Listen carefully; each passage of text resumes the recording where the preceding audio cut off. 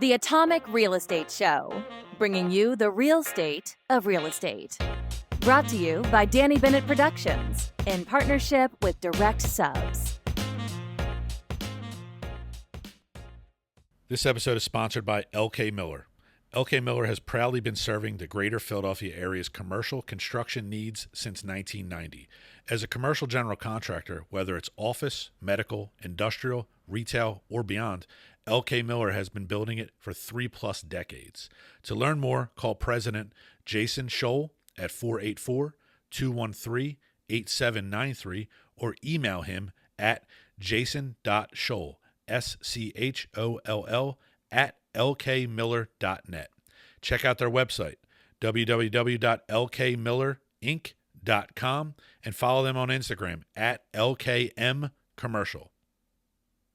Hey everyone, Ryan Dolan here with Nick Cessna.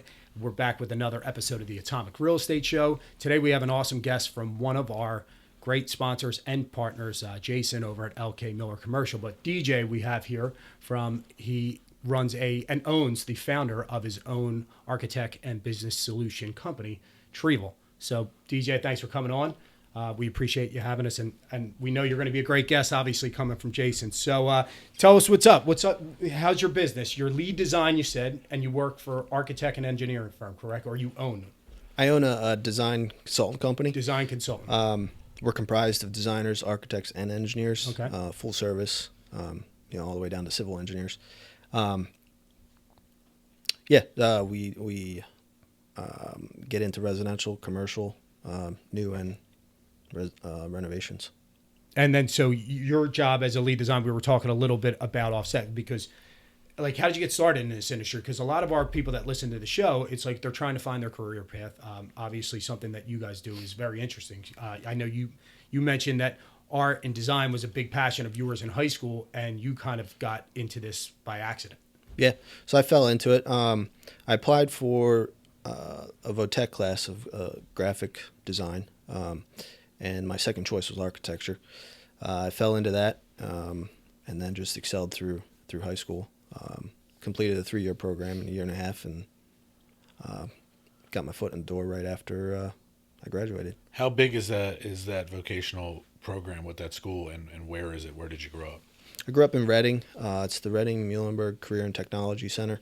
The program probably has about 20+ students in it. Now, does it pull from several high schools?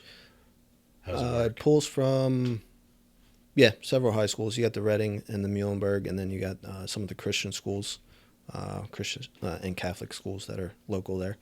They'll go to that same school. Homeschoolers as well. Oh, really? Yeah. Homeschoolers? Yep. That's pretty cool. And you said there's about 20 people that are accepted into that class, you said? 20+. Yeah.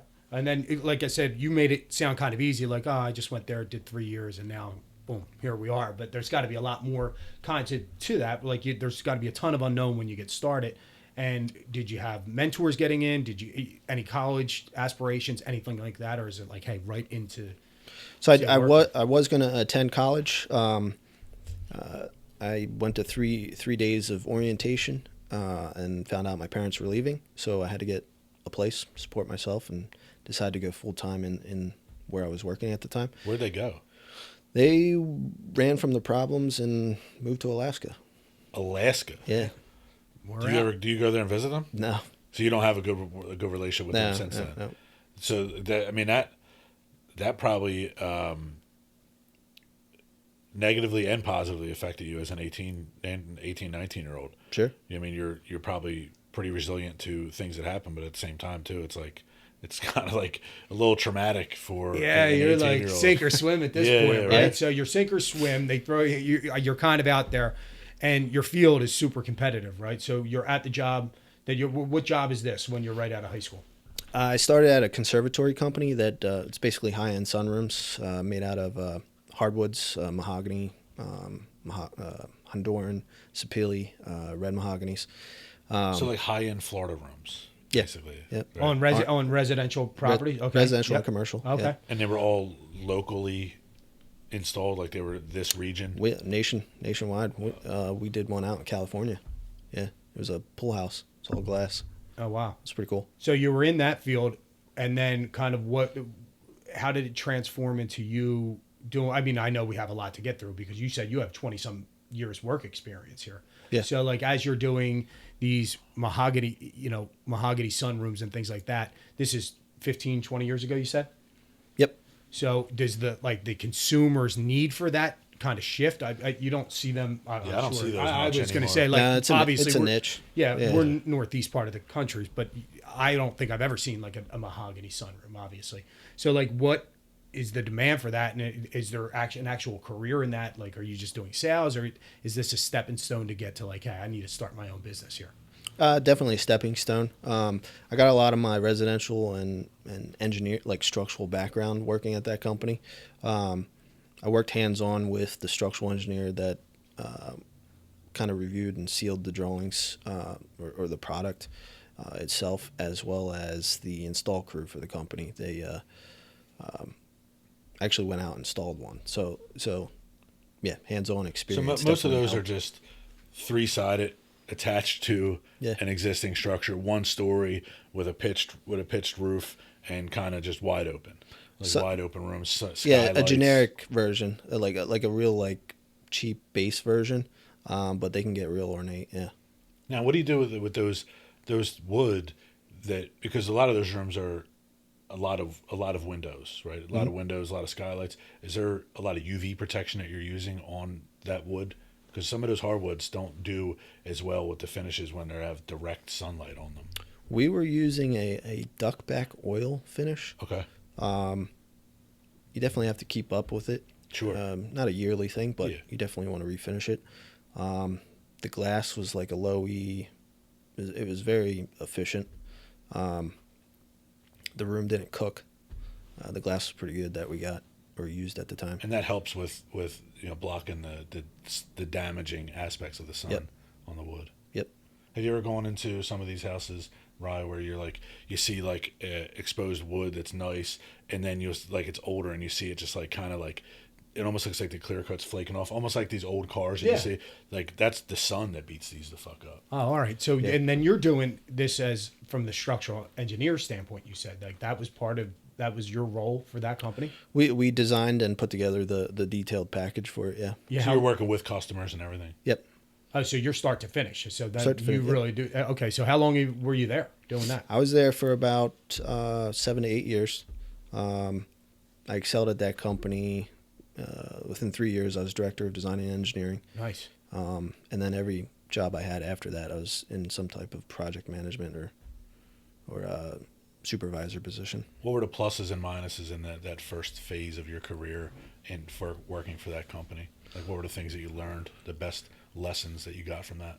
I think that being a part of a company that had design, manufacturing, and construction, putting it together, really put it together for me as a designer. You got exposed to everything, opposed to just putting things on paper and not the application skills of it. Because I find as though a lot of design professionals and architects, the negative that I see behind a lot of them is they don't have the experience of application skills. Correct. It's very easy to take a measurement and then say, this is what's fitting here. But then you start opening up a can of worms. You're like, I got to change shit. Like, this doesn't apply. Yeah. You know what I mean? Like, so a lot of times drawings, new construction is new construction. It's you just follow to the T. It's just, A through Z. You do this, do this, do this. It's very, that's simple. But on renovations, especially renovations of older homes where nothing's true, nothing's level, nothing's square, that those computer drawings just don't fucking work. Yeah. In those cases, you really got to keep an open mind and think outside the box in some cases. So that company really gave me the ability to visualize what I was drawing three-dimensionally. What were some of the negative lessons that you learned? You were like, man, I'm not going to do this. Was that some business lessons? How they conducted business or anything? Yeah, definitely business lessons. Guy wasn't really good with taxes. So I guess that was leading into my next question. So companies probably going out, you pivot to where, and you excelled at your role at the company doing the extensions in Florida rooms and sunrooms. So where do you go next? Like, how did you scale it to where you're at? So I wasn't planning on leaving. The recession slowed the company down. They were running out of work. So we're talking like 07, 08, 09. Yeah, 08, 09, things Okay. started slowing down. Yep. Around 2010, 2011, I was starting to get sent home because of no work. Yeah, It's a wild time. People forget, yeah. like, I could how short imagine ago that was. That's one of the first things on the chopping block. Like, oh, we were thinking about doing a mahogany sunroom. Not anymore, Carol. Yeah. Right? Like, not happening. Yep. So, that just started to die, and I needed a paycheck. So I went out. I hopped online, found a millwork company that was hiring, commercial millwork company. They were doing a lot of the casinos at that time.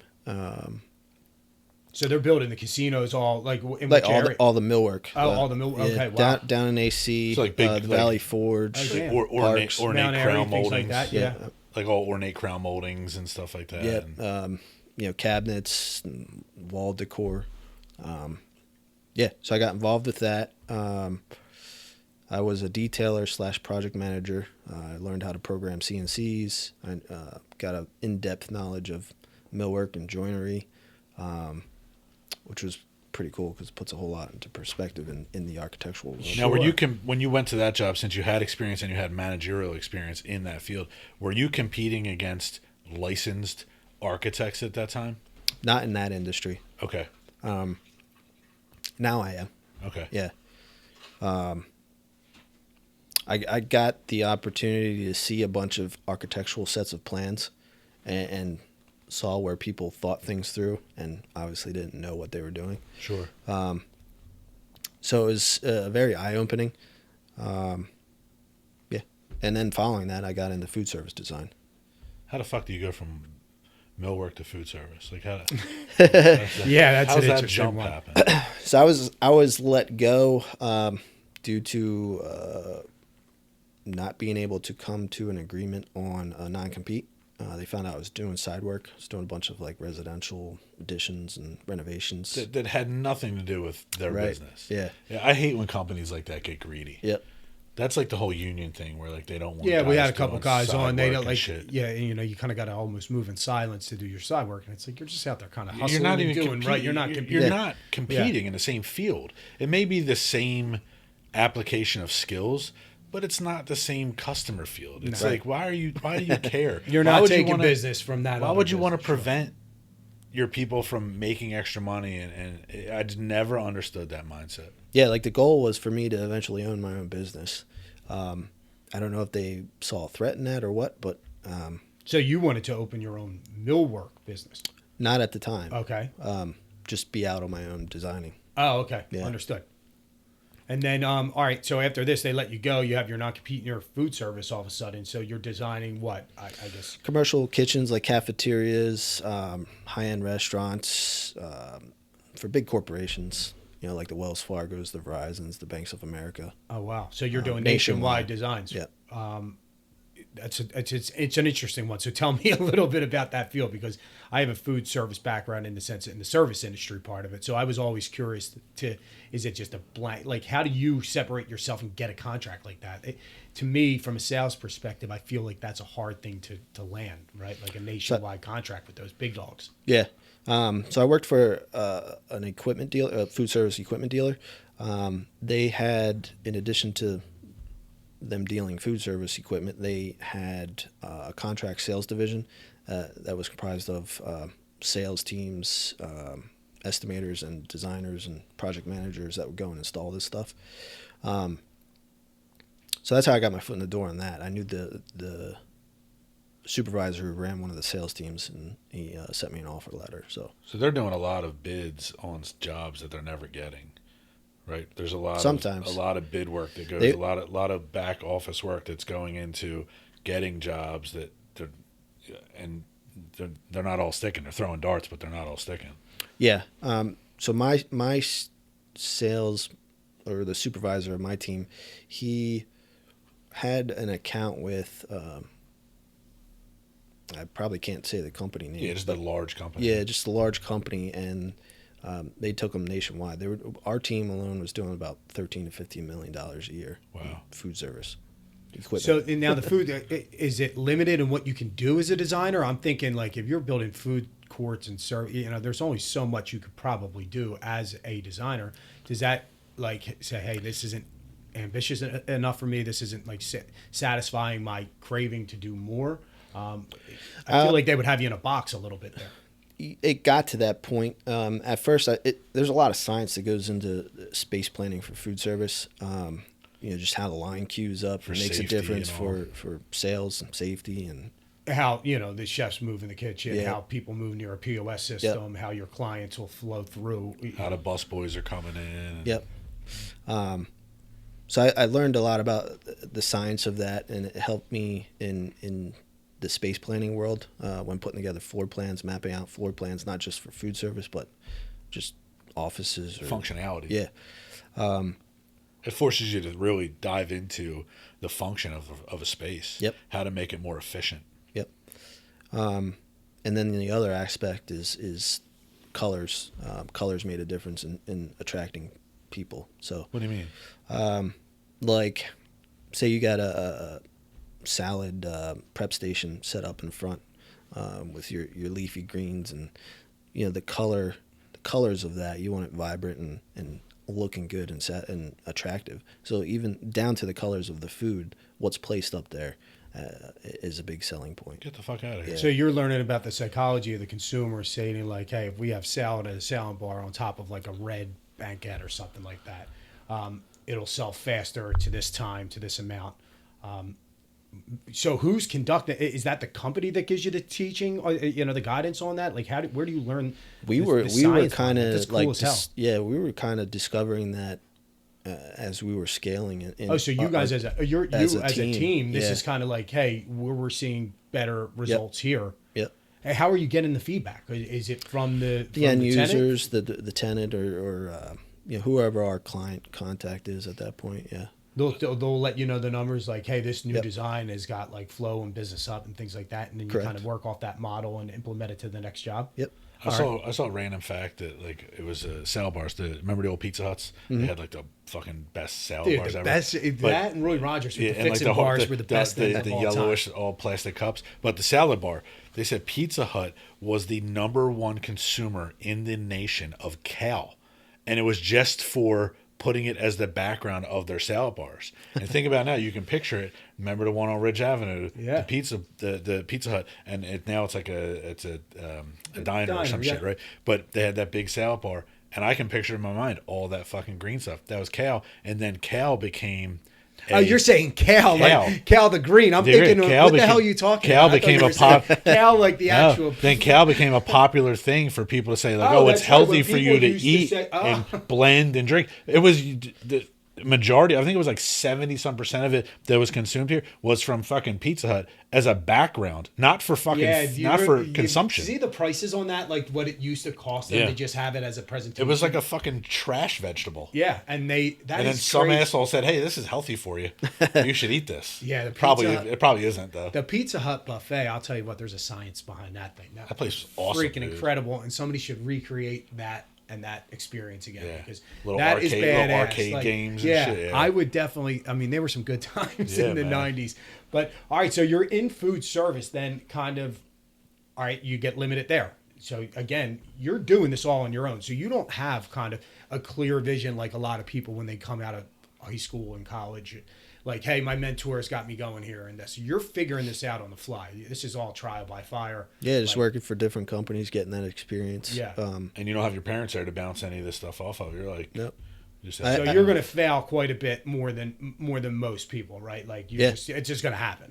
A lot of trial and error, because you're going into things pretty much blind. You don't have the hookups, connections. But this is great because it's super inspiring to say, like, all right, it's not always the guy that does well in school, it has to go to college, has to have a ton of connections. Because look, we have a lot of people like that on the show, and they lean on those things. But like, anybody can kind of do this. And again, I'm still fascinated by how you got to 2000 19, right? And when you opened the business? Yep. When I went full time. Yep. So eventually, though, after food service, there has to become an aha moment. Like, I can do this.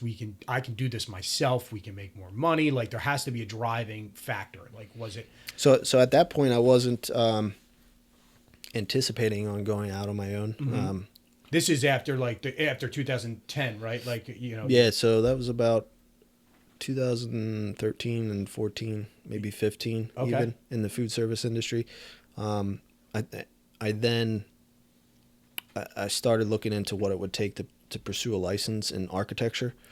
I needed to work for under a licensed architect, supervised by a licensed architect. So I started looking for just working for a firm, opportunities in working for a firm, because up until that point I hadn't worked for an architectural firm. So everything's kind of like self-taught and just as I go. Why from food services is that kind of like, all right, now I want to work for a firm because I eventually, you want to, the end goal is what? To become and get your stamp ultimately? Yeah, get a license. Yeah. And license. So then that did become your aspiration. Like, hey, this is where I want to be. I think this space is how I can live, make money, and make a difference. Because you seem like a super chill guy, right? Like, we have some guys on here that are insanely hyper business. Like, they need more. They want to open more businesses. You just seem like, all right, cool. Like, on to the next phase, on to the next chapter of my life here. Just keep it going. Yeah. So that's kind of, which is, it's different, right? It's a different pace. And I feel like that would be harder in your space. Your space got to be super competitive, number one. So, like, as such, what do you have? Kind of like a fleet of people out there helping you sell, or like, what are you doing now? Kind of. No, I just throughout the years, I've built my reputation, and it's just all referral and word of mouth. All referral. So in the Repeat commercial business. space to resi space, that's different though, right? Like, if you're commercial, you're a tenant, or like, how are you getting your referral space there? Either at the end user, tenant, or Guys like Jason. Yeah. Oh, wow. Yeah. And then resi stuff is obviously just word of mouth. Word of mouth. Shit, Contractor needs a set of drawings, so he'll send me to the homeowner. I'll contract directly with the homeowner. Just word of mouth. The other thing too is like a guy like Jason, who's he's, how do I say this? His personality is kind of infectious, right? Yeah. Like you're like I like this fucking guy. I want, you know what I mean? And like I imagine he doesn't hold secrets. He shares business, right? Yep. And he connects people. And I imagine that you're also getting the people that are like, oh wait, Jason's using this guy. I want to fucking use this guy. So you're probably getting some of that. Yeah, we're doing a lot of dental projects together, and that's exactly how that's going. And then you said, how did you guys link up? I mean, because we Instagram. have Instagram, right? Yeah. Like, these That's, stories, it's that's how we crazy, linked up man. with Like, us. really, it's just the way it is anymore. I feel like it's whoever's ambitious enough to kind of reach out. Did you reach out to Jason? Were you following him? Or I feel like he's always kind of scouring the airways looking to connect people. Yeah, I think we're following each other, not knowing who we were. He reached out to me and was talking about buying LK Miller at the time. Yeah. Or going out on his own if the deal fell through. And he mentioned he might need some architectural help. We grabbed coffee, and it's been history ever since. Jason's interesting as hell, man. Yeah, I mean, nothing against people who are in marketing or have marketing degrees and all that stuff, but being small to medium-sized business owners, Instagram is such easy, free network and marketing. Yeah. And you don't need to hire companies. Nope. You could fucking do it yourself. And then when it gets to a certain point, if you want to hire a company to come in and manage your social media stuff, like, it's so fucking easy to connect. Oh, yeah. I mean, it's right there. It's like, boom. Like, Jason will hit me up on Instagram. All the time. Yeah. Right? And like comment on stuff back and forth and shit like that. And it's just like, I mean, there's dozens of people that I do that with, and it's so easy to market and network now. So you never actually worked together. No, not at that point. He just kind of saw you guys had a common connection. He might have needed some architectural help. He went actually bought his. He goes and buys his own company. Yep. And you never jumped on with him, or he just kind of showed you brought you along. He bought his company. We stayed in touch. We became good friends over the years. And eventually opportunities presented themselves, and he's like, "Hey, DJ, I need a guy." Yeah. Yeah. And so you would start doing a couple things there, Yep. and then I guess seeing him own and operate his own business, that's kind of when the wheels got going. Like, hey, I could probably do this as well. No, I was out on my own. Oh, out on your you were Yeah. prior. Okay, Yeah. so you were about 19 at the same time. I'm sorry. 2019. I launched in 2019. I met him shortly after that. Oh, okay, cool, awesome. Now, when guys like him are doing kitchens for restaurants and stuff like that, or food prep areas in certain businesses, are they leaning on your experience from that? Those numerous years you had in that industry. Like, hey guys, I've learned that this doesn't work, and this flows better, and this is better. Like, so they're leaning on you earlier in the projects before they even I'm get the job. often referred to as the food service guy. Okay. Yeah.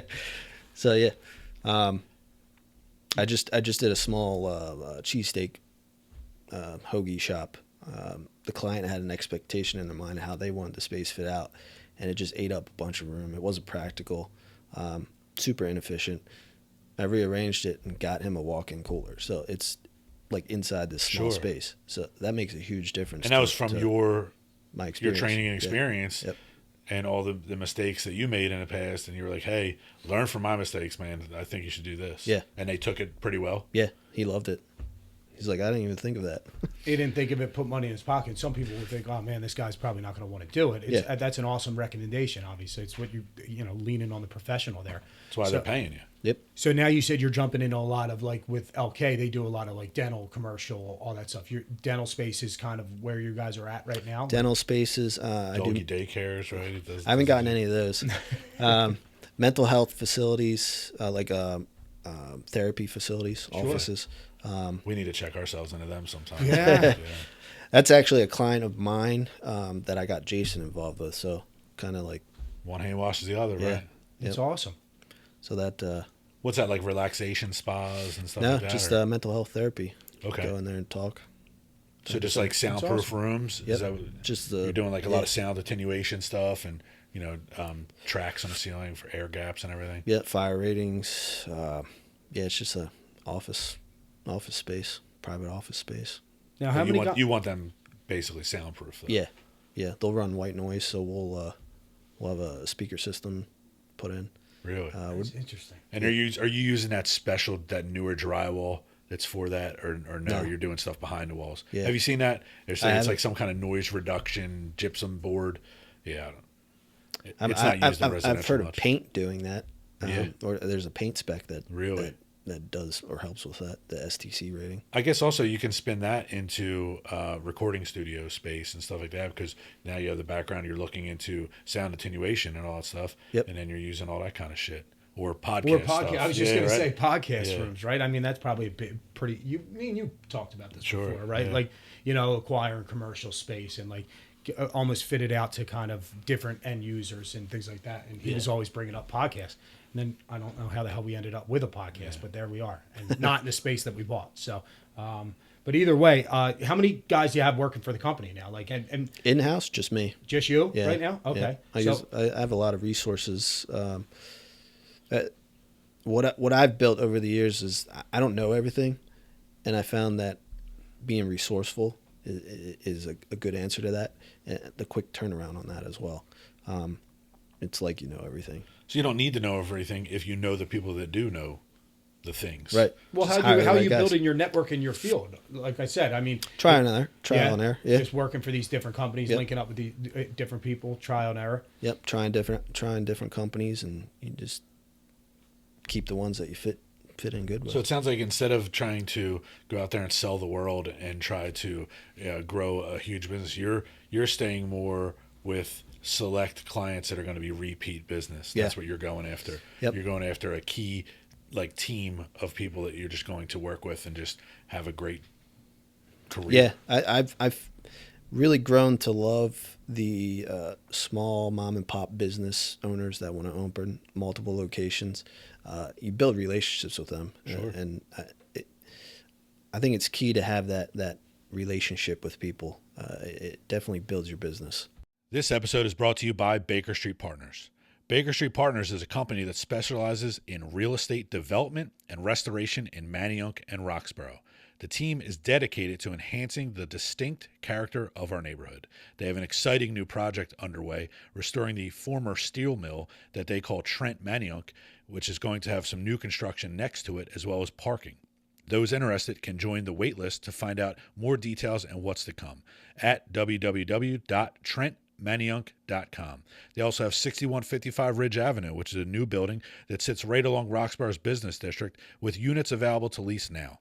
You can contact them on their website, www.bspdevelopment.com, their email address, rentals@baker-partners.com, or Instagram at Baker Street Partners.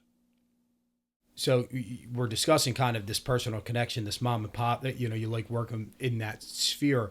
Like, how do you know that's kind of where, like, tell us a success story of kind of like what it is and one of your clients that from one location to X amount of locations, what it looks like, cost wise, and like how it all works. So I'm fascinated by it. So I got the start of that concept, designing barbershops for a now good friend of mine. Was my barber. We met. I sat in his chair. He cut my hair. We got to talking. He wanted to open multiple locations after his first one. He's now got several and a barber academy, and we're great friends. See, like, these are cool stories, right? Because we're from an area that, like, you think, all right, barbershop, but barbershop's a big deal, right? Obviously, you're working out. Now it's monster business. I mean, these nationwide shops are making a killing everywhere. Yeah. So do you do the commercial stuff for barbershops too, or are you doing a lot of, so you can do both? It's easy for you. Yeah. Like, what are some of these nationwide cuts? Like, the sports cuts and shit like that.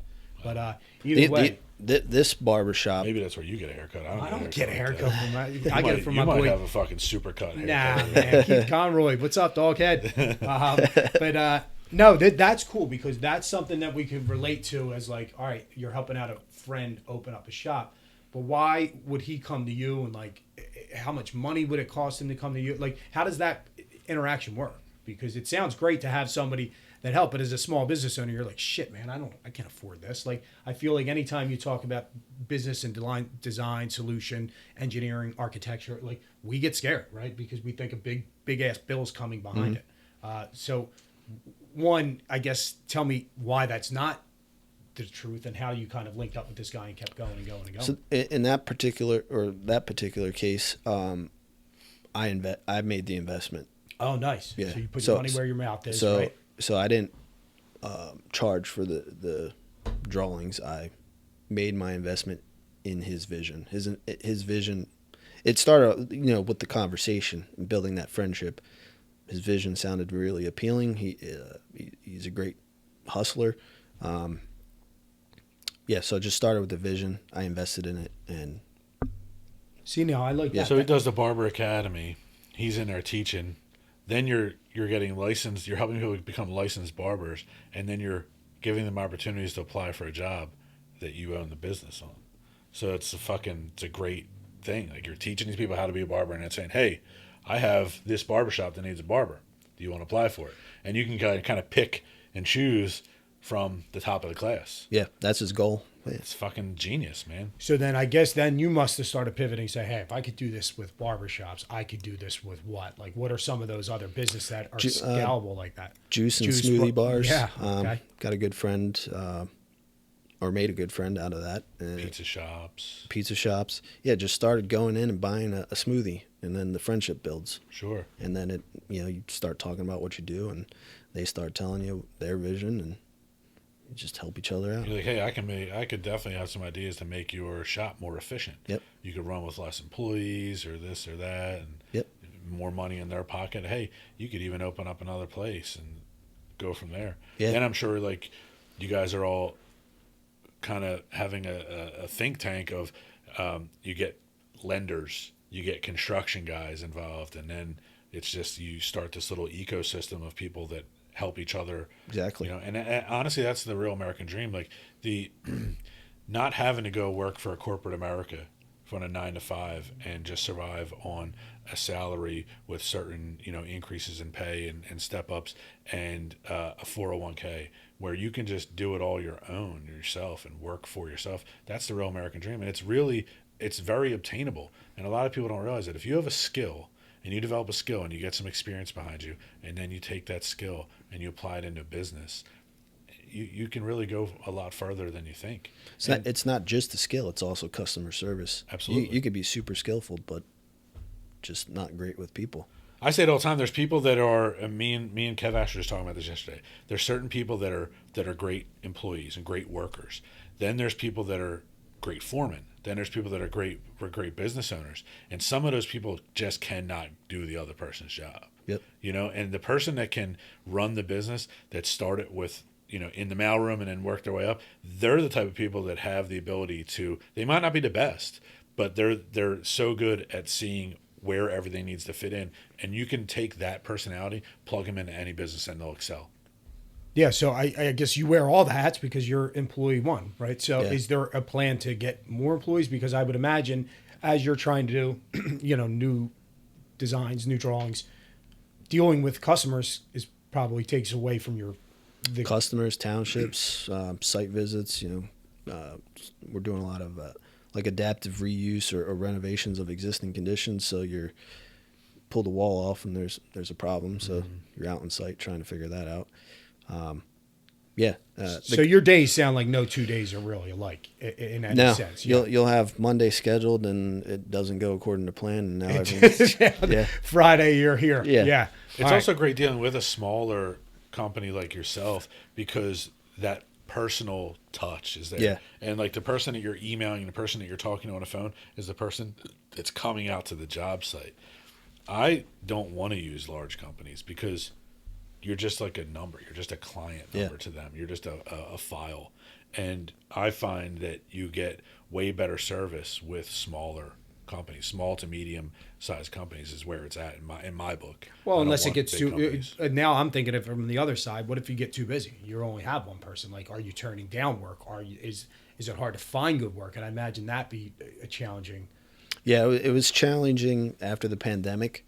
I was hungry after that. I was dead in the water the entire time. And because you guys couldn't do anything, yeah, right? So I was taking on anything, and you learn what projects are not good for growing a company real fast. Well, hold on. Let me back up then. If you start at 19 and you are you're in customer service, you're building, at people's residence or commercial, when everything's closed, you're not even allowed to do that. So like, how the hell did the business survive? I know it doesn't seem like there's a ton of overhead, but you're still here so many years later. Like, tell us how you got through it and like, what was that? What did it look like? Because the money had to have been tough. Yeah. So, no capital. I ended up ending a relationship of 7 years with someone at the end of November 2019. I left my apartment, moved in with my cousin. I rented his basement off of him. The pandemic happened shortly after that, so it all worked out where I was able to float for those few months. You're living as thin as you possibly can. Yeah. I had not all glamorous. Living in your cousin's crib. No. Yeah. Listen, everybody thinks, oh man, business owners, these guys are in such a high end, fabulous job. It's like sometimes that shit is not as glamorous as it's you chicken think. or feathers, man. One day you're eating chicken, the next day you're eating feathers. Yeah. So how'd you get off the cousin's couch after you knew, hey, I got to get lean right here? Just kind of in our industry, we kind of went through a phase, as we always do. 3 years when rates are 7-8%. It's like, hey, you got to get lean. You got to run your business costs way down, produce more. Yep. And that's kind of how we pivot in our industry. So, like, how do you guys pivot in yours in that case? Yeah, I just, at that point, I was just taking on whatever I could. To build relationships. At the hardest time in history of our lives to build any relationships. Yeah, the smallest of projects. I think some of the best relationships were built in that time. You know what? And I say that Yeah. now I just kind of look back. I'm like, oh shit, the people that I did do a lot of business with are all still my partners in a lot of business now. Because if they were able to handle that time in business and history, like, you really could handle anything. Yeah. Damn. So you made it through, and then like you just cultivating all these relationships, but then the pay, like when's the paychecks start coming? That's what we really want to know. Like, how do you land these big jobs? What does it look like? It wasn't until this past year that I started getting a project type that made financial sense. Okay. And it's more on the commercial end. You get the bigger fees. You get the longer turnaround times. Residential renovations, in addition, they want that stuff done in like a week or two. So you want it done faster. They want it done cheaper. Yep. They'll shop you more. And you do a lot of hand holding, so you're spending a lot of time. Man hours, yeah. So resi, there might not be enough in it, and then you'll lose deals more, I'm assuming, in resi than you would in commercial. Commercial's like, hey, we identified you, or vice versa. This is our timeline. This is the budget. This is what we want. Here you go. Yeah. Resi, kind of like in our industry, anything residential, you have a bad day, like your client could just up and leave, or they could just up and leave anyway. They don't, it is what it is. Somebody could come in and sell better. Yeah. So I've had projects just pump the brakes, residential project pump the brakes because the budget came in too high. So I didn't get the last half of my fee on those projects, even though the drawings were 95% done. Which is another layer of the job function. Right now, you're chasing down, you're debt collecting almost too. Like, what do you do in that case? You can't, because you'll spend more money trying to collect that. And that also goes from a contractor going in there and not talking proper numbers with people, or ranges of numbers with people. Yep. All right, so tell us that. Like, how does that work? Like something, because you hear, hey, you come in, I got $20,000 for this bathroom. Like, how does it blow up, and how does that miscommunication happen? I feel like I'd be furious as a client. First off, if someone's doing like a master bathroom for $20,000, there's no money involved to be able to pay DJ. Yeah, that's what I'm saying. There's no money at all. So, like, where would a resi person kind of reach out to you? Is this ground up stuff? Like, hey, I have a piece of land. So a contractor would bring me in for the renovation type of projects. A contractor will bring me in. I'll contract directly with the client. At that point, the contractor already spit out a budget number. Client has in their mind they can get it for cheaper, so they do the drawings. They can't get it for cheaper. Sometimes it goes higher, and the project's canceled. Sure. But you enjoy working with those people more, you said. The commercial end. The commercial end you're working with. Yeah. Bigger yield on. I'm sure you make more money with the commercial too, right? It's ease of pay. Yeah, ease of pay. The relationship, when you get the repeat clients, the relationships are there. I love that. The mental health facility. We're going to look at a project tomorrow. We're always out and about together. Tell us a little bit more about the mental health stuff, right? It's massive, obviously, right now. I've talked to a lot of people. These are blowing up everywhere. Insurance companies obviously got their claws in everything here. Tell us that, because I feel like there's a giant business opportunity for people listening. Yeah, he's always opening up locations, and it ranges from 10 to like a 26 office space that he'll open up. And your job is to design it, to make it to space out the plan per his program, which is offices, conference room. Is that the doctor, or is that whoever is saying, hey, this works best? But do they know what always works best, or is that a little bit of both collaboration? Both collaboration. Yeah. He'll tell me what he wants in there, and I'll tell him it can or can't. In all due respect, like, what do you know about that space? Like, is that something? Did you sit in those spaces? Do you know that? We'll space? Go look at it. Yeah. Yeah, you'll go look at it. Walk through it, and he'll ask me what I think, and I'll tell him. Interesting. I actually like that mental health is becoming more acceptable, and it's becoming. I mean, there's fucking four men in here right now, 4 grown men in here right now. Well, Danny just went through puberty, so he's not really a grown man anymore. But so there's 4 grown men in here, and I feel as though now we can have conversations about, and it's more acceptable, about mental health and talking to each other about that. Where I even feel like 10 years ago, it was very taboo to talk about. And men, we have this bravado about us, and we don't want to seem weak in any way, shape, or form. But now it's becoming more and more acceptable to say, listen, if you have a problem, I'm here for you to fucking talk to. And, it's all right if you need to go talk to a professional. There's not as much negative stigma on that anymore. And that is refreshing.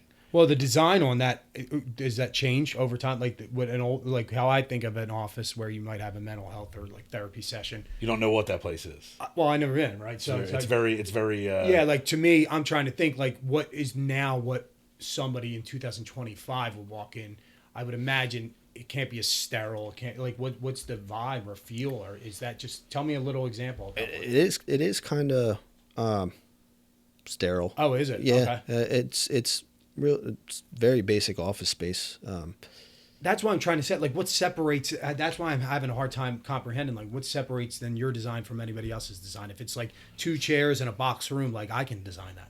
That particular client, the relationship separates. That's what it is. Yeah. Okay, cool. That's great. Yeah, because of It's the service provided is Yeah. what separates Yep. it. Because as long as the room is clean and comfortable, it's warm. Yeah. Then As long as it they're meets code, comfortable. the hallways are wide enough, the offices are per their program, they're standard size. The conference room is big enough for what they need. Yeah, it's the relationship because just about anyone. I wonder if can COVID space plan had an office. impact on that business as well, because Hell yeah. a lot of people were doing like Zoom type therapy and all. And then now, I'm wondering now if people got some people that never go into people those got more rooms. comfortable, and then now mental health is more. Plus, here's the other thing too. All my friends that have committed suicide and PTSD, being veterans, have ravaged that community, and I feel as though more people have connections in their families where they know of someone that it's affected, and it's like, oh, wait a minute, this is something that we all need to accept and focus on, and it's not taboo. It's not like, oh, you're weak because you go to a therapy. That's not the fucking case. You are not weak because you go to therapy. You know what I mean? Yeah. Yeah, man. That's I've seen it help a lot of people, especially Yeah. veterans. I've seen it really help people, man. My one buddy, I think, working with horses saved his fucking life. how do you Because say? he wasn't good with people. He came back he did a few tours in Iraq. He saw some awful shit, and he had some points in his life that were very difficult on him. And then he found, like, he would go to meetings and he would just stay quiet. And then he found that working with horses really fucking helped him. And the thing that helped him about it was he had to gain the trust of the horse, and he wasn't really great at talking to people. And it really opened up his mind to different things. And then he started helping other veterans, like, hey, come work with me, and I'll teach you about horses. And it was very therapeutic for people. Well, now I'm thinking of I'm thinking of things from a business standpoint. Obviously, everything you say is awesome, right? It's very. We discuss things like this all the time, so it's no big deal anymore to me, at least. Yeah. But like that's another avenue. Like, what about mental facility? For veterans, things like that. Like, I feel like these avenues. Like, I don't ever see a lot of help with that, and you would know better than I would. Yeah. I just hear complaints from like places like the VA. And, Well, the government's sending all of our money elsewhere to Yeah, help so- other fucking countries. yeah, so it's like Don't why get me not started kind on of bullshit. partner up with somebody to do that and help design those spaces? I think it's fascinating to me. Like, all right, the customer relationship service, but like ultimately it's a business, right? It's about getting people in the door. It's about servicing as many people as you can and creating some type of experience. So like that's kind of where my brain's going. Like, all right, I get it. Like the customer experience sometimes doesn't always win. Like what else is what undercuts your business and kind of gets you beat sometimes, because it happens. Yeah, sure. Better pricing usually. Typically. Is that what it is? Yeah. And that's on both ends, obviously. Yeah. Commercial, resi, doesn't matter. They Yeah. just say, hey, this is what we're trying to spend, and they don't give a shit A about lot, the quality. a lot of people don't find value in the service aspect of the company. They look at the price tag. I work in mortgage lending. I So definitely know, yeah. It's yeah. But then the people that do get it are Yep. the ones that you're going to have repeat business. Yeah, and with they're the all ones that time. want to give you the referrals gonna anyway, build right? They're going relationships. to leave reviews. They're going to spread your name out. They're going to hook you up with different So the people that are just focused on the bottom line dollar with you, they're not necessarily the people that you want to fucking work with. Yeah, and I've learned that that's okay. Like that's not 100%. the right client for you. Yeah, and sometimes it's just like, hey, we're not a good match. Like Yeah. it happens all the time in my world. Yep. It's like, okay hey, to fire yourself. Yeah, just because Right? it's like, yeah, we do it all the time. You're going into the holidays, you got a client. It's just like, hey, they're being pretty direct on what they want, and you're trying to Like, share I've their seen- goals, and it's like, hey, we're not what you're looking for ultimately. And right, they're not going to help you in your business anyway. Going to make your life hell. And sometimes you're right. You just got to say no to make more money. I mean, I've seen Matt's desk is over there, and I've seen Matt on numerous occasions. Like, hey, with all due respect, I'm firing myself as your as your service provider for landscape and hardscape. Like, this relationship just isn't going to work, and I'm firing myself. And like people are like, wait a minute, no. And he's like, no. This is just not going to work out with us together. So I'm firing myself. It's like when you say it to people that way, they're like, he's not quitting on me. He's firing himself. Yeah. Like, this is great. Yeah. It's just a different approach. Now, where are your projects heading next? Are you kind of just open to whatever? Is there a certain lane that you want to find, or you just kind of keep it wide open and take on anything? Yeah, I kind of stopped taking on some of that smaller residential stuff. I never wanted to be the guy that said no to that stuff, because those people need that too. Yeah. But ultimately, you outgrow it. It just is what it is, right? You get to a certain point or a certain level, you level up. So you got to leave that for the next guy to. But if there's interesting projects and someone's like, hey, DJ, I really want to do this addition on my house, and I really want to do this. You have the freedom to do it. You run the shop, okay, so yeah, I'll you take can do that. it. If the price is right and the freedom is there to do it, and it's something fun, and we have a good relationship, yeah, I'll do it. Sure.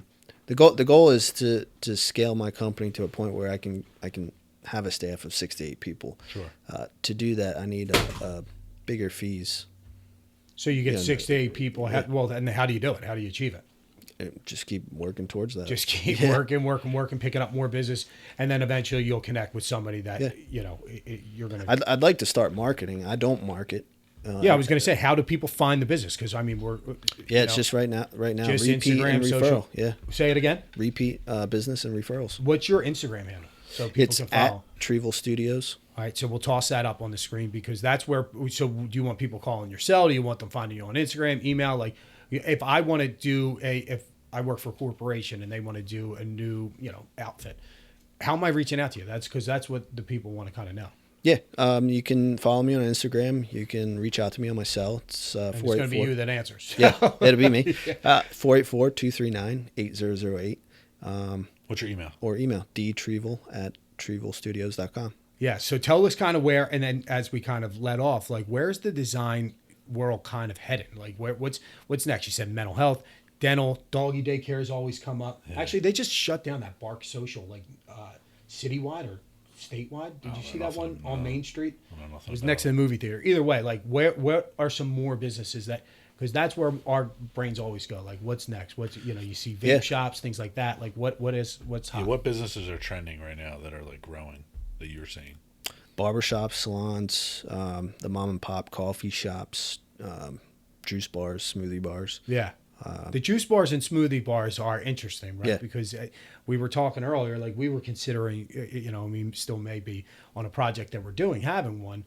And you think about it, it's like, man, the markups they make are so great, right? But their product's expensive. The cost to build out those, and it expires too. Yeah, and look, it's expensive to build them out. Like, if you want to have how expensive they are. So, what about I mentioned I work in the city. So, like, what about vape shops and things like that? Is there science to that as well? Like the consumer going through the shops? I haven't done any vape shops. No, to be honest. I would figure they're massive business because they're everywhere. They're on every city corner in Philadelphia for sure. And they have to appeal to get you in because there's so many of them. But either way, nail salons are fucking everywhere. Yeah. Yeah, but like, what is that? That's what I'm saying. They're money laundered. So they're more like more one-off jobs, right? Like nail salons and things like that. There's no real science to that. Well, you're just basically following the client's directive. They want their station set up a certain way, and that seems pretty simple. Yeah. So sometimes you don't even have to. You don't like jobs like that. You're like, all right, I don't have to do too much. It's just the basic permit set at that point. You're just facilitating the permit shit. Okay. Yeah. So are you doing that too? Are you expediting all that stuff for clients too, where you're going in, you're handing stuff in, you're picking stuff We usually up? have a contractor signed up, and they'll do that, or we'll do it together. I get involved with zoning sometimes if the project requires. Now, you talked to us off camera about architects, and you wanted to work under an architect, but what are the paths to becoming a full-blown licensed shop where you have an architect, an engineer, all that stuff? Do architects have to go to college, or can they have working experience for a certain amount of years? Explain that to us. Yeah, so there's 2 routes that I know of. The traditional route of college, 4 to 5 years of college, the apprenticeship. So a bachelor's degree. Yep, 3 years of an apprenticeship, and then I believe they're eligible to sit for a license. That's 7 years. Yep. And then it's like a fucking doctor. What's it do in your field? Is it just hold more weight where your degree's from? Like if you want bigger jobs, more, I guess, elitist kind of connections? It's all just the stamp, right? It hasn't hindered me. Yeah, that's what I'm saying. Like I feel like that's because you can just pay somebody. Overkill. You can just pay someone to use their stamp, right? They Not- review the project. They'll they review it, yeah. and they put their stamp. You don't want a approval on plan it. stamper. If someone's just plan stamping your drawings, you don't want to work with that. Yeah. The person, my colleague, we're actively involved with each other. So we're designing and planning the project together. But you have to pay him. Yep. It's like an employee. So if you got your own, you potentially save money, but it's also costing you money to get that, right? Yeah. So I took the work experience route. I